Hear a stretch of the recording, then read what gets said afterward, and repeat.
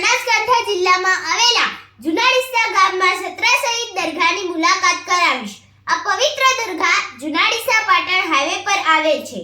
સત્રા શહીદ નામથી ઓળખાતી આ દરગાહ જે ખૂબ ઐતિહાસિક છે, જેમાં હર વર્ષે ઉર્સની ઉજવણી હિન્દુ મુસ્લિમ ભાઈ બહેન સાથે મળીને કરે છે। આ દરગાહ અંદાજિત 600 થી 700 વર્ષ કરતા પણ વધારે જૂની હોય એવી લોકમુખે ચર્ચાતી વાત છે, જ્યાં 16 ભાઈ, એક બહેન અને એમના પાલતુ પોપટની સમાધિ આવેલ છે। લોકવાયકા પ્રમાણે પોતાની બહેન માટે 16 ભાઈઓએ પોતાના પ્રાણની આહુતિ આપી હતી।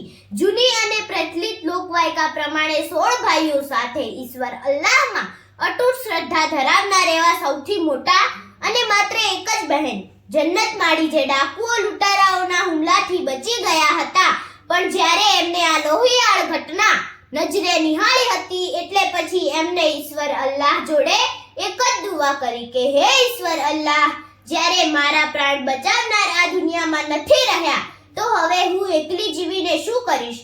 મને આ તારી ધરતીમાં સમાવી લે।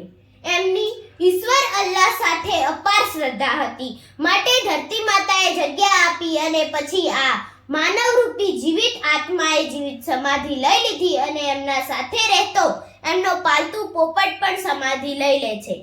આટલા વર્ષો બાદ પણ આજે તેઓ શ્રદ્ધા રાખનાર હરેક શ્રદ્ધાળુઓને સાથ આપે છે। અહીં હર ગુરુવારે શ્રદ્ધાળુઓની ભારે ભીડ જોવા મળે છે।